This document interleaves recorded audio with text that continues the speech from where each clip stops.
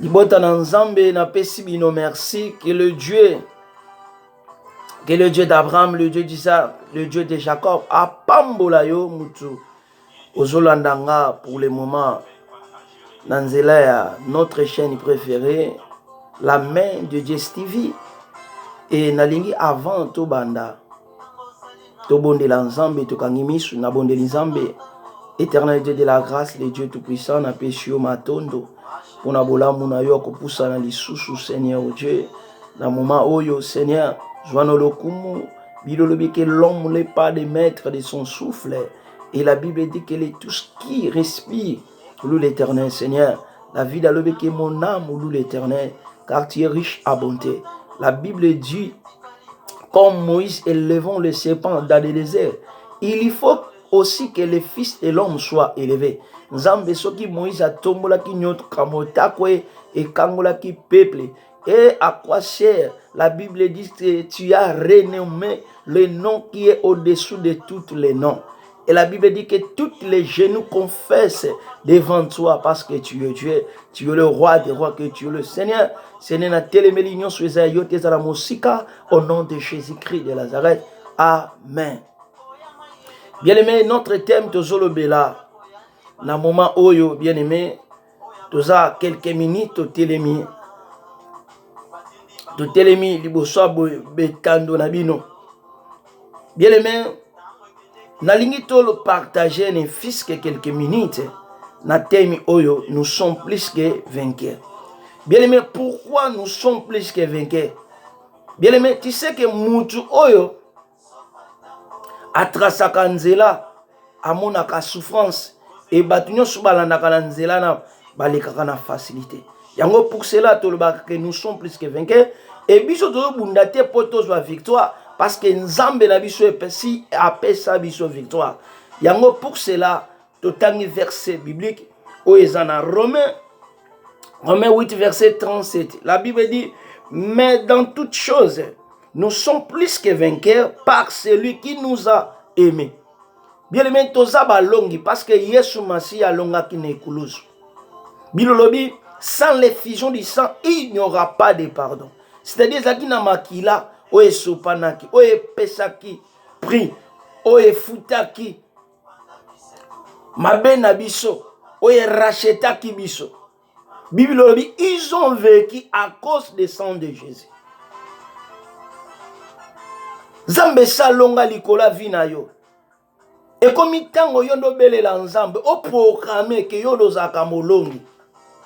Et c'est au proclamer que yonde oza mwana le roi des rois. La Bible dit Christ à nous c'est l'espérance de la gloire.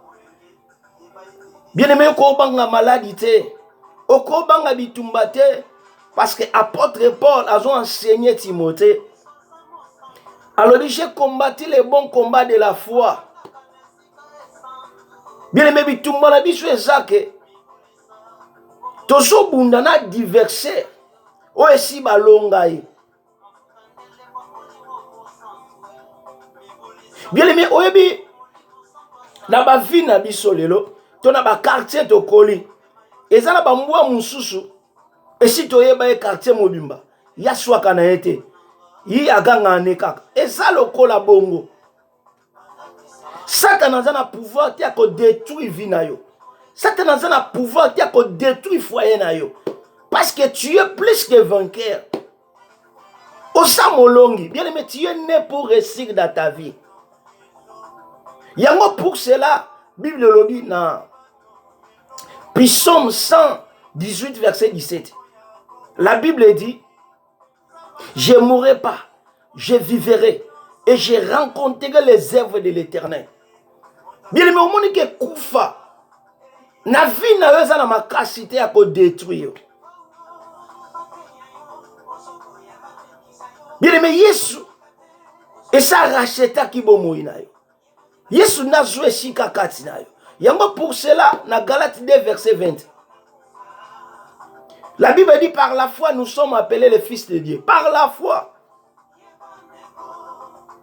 Et la Bible dit c'est lui qui est en nous ou c'est lui qui est en vous est plus fort que celui qui est dans ce monde. Bien aimé, Yesu salonga. Yesu so bunda bitumba bilobi na mapipi na yende tosikola maki. Bilime esengeli ofongola mishu otala. Nzambe si alonga likola vina yo. Nzambe salongisa yo. Mais à cause que tozo yeba ko racheter te o nzamba sala. Yango pour cela toza ba perdant. Bilolobi na Osée 4 verset 6. La Bible dit mon peuple périt parce qu'il manque la connaissance. La Bible dit vous connaître la vérité et la vérité vous affranchit.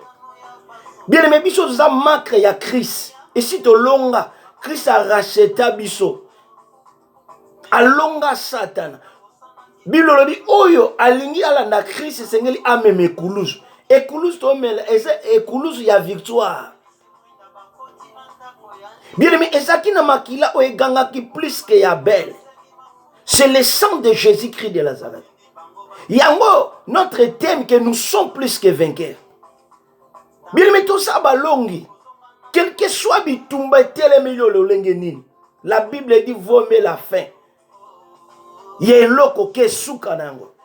La Bible dit les derniers seront les premiers et les premiers seront les premiers.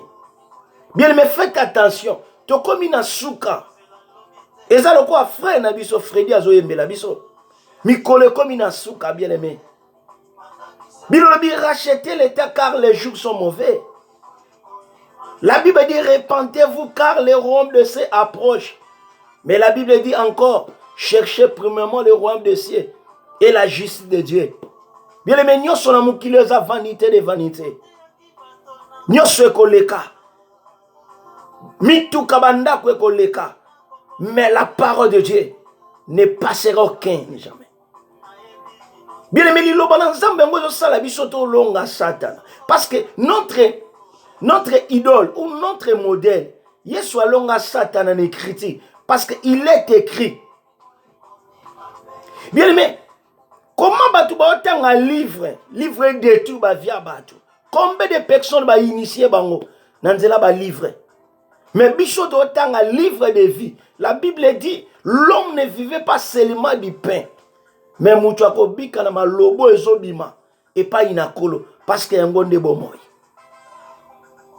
Yango pour cela Jean azoloba au commencement était la parole et la parole était avec Dieu et la parole c'était lui-même Dieu. La Bible dit aux créations du monde, création à Mokili, Dieu l'a parlé seulement. La Bible dit au premier jour, Dieu a créé le ciel et la terre par la parole de la foi. Dieu l'a regardé, la terre s'était vide et informe. Dieu l'a parlé que la lumière soit, que la lumière fit. Bien moni muto liloba na nzambe koti katine ye wananda za molongi ye wananda kolonga bien misana batwe beli ba pesi accès pas diable balandi mukili o mukili lelo so détruit ba vie na bango bien mo landa mukili te mokili ko lando na enfer comme mon enfer bilolobi l'Apocalypse 15 verset 20. Bilobi onyo surtout kombone ko komama na livre de vite. Bakobua kaina moto. Bien aimé. Kangama na nzambe ata lelo simbité au CDT. Ata lelo ça marche pas au CDT. Kangama na nzambe oyo. Zamba azana makambo malamu. La Bible dit je connais les projets que j'ai formés sur vous, les projets de paix et de bonheur. Et non les projets de malheur, bien aimé. La Bible dit, l'or et l'argent à ma partie. Tika maloba oyo ekota na vina yo. Eba no restaurer. Et si ko échec, tika nzamba memo na ba dimension élevée. Nzamba tombola yo. Bien aimé, mokile ko ningi sauter parce que muto afandi na maloba nzambe. Bilobi lilobe lata kinzoto selon Jean 1 verset 14. Et sengeli lilobe lata nzoto. Yango bilobi nyoso tue koleka. Mais bato bazana maka liloba ba oleka te. Bangwana nde baza ba violent. Bilobi o nyoso tue ko senga par la foi. Nanzela kondima. Oh. akozwa nyonso. Bien-aimé, tika nzambe nanga tombola yo, nzamba pambola yo, nzamba salelo de bonnes choses. Olonga na vie na yo, na kombo na Yesu. Na bondeli po na vie na yo, ozala molongi, rababo sakama bro. Longa na vie na yo, longa na ministère, longa likolo na nyonso. Bien-aimé, nazondima ke to fete na yo, nazondima ke o bitumbo etelemeli yo oza molongi, o nazondima yo kufa te, naondima ke yo libota na yo okomona makambo ya minene likola vi na yo, au nom de Jésus-Christ de Nazareth. Tika nzambe nanga pambola yo, tokutani mokolo mosusu. Ciao. Ezaki ka exhortation pona yo, okangolama, obikisama. Ciao.